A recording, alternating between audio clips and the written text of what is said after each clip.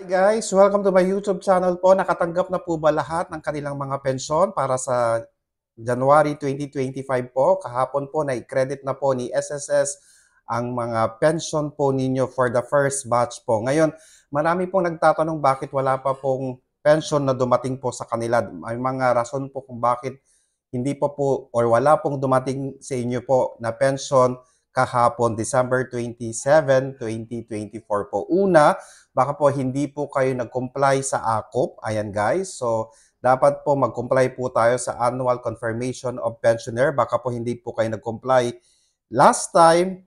Ayan po, nangyari po, may possibility na hindi po kayo makakatanggap ng inyong pension.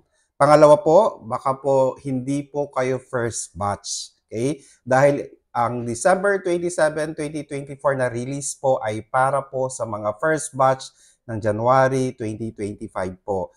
Baka po kayo po ay second batch. Okay? Kaya nga po nagtataka po kayo bakit wala pong laman ang inyong ATM or inyong account dahil hindi po kayo kasama sa first batch kundi po sa second batch. Ulitin po natin, dalawa lang po yun na rason. Unang rason po is hindi po kayo nag-comply sa AKOP.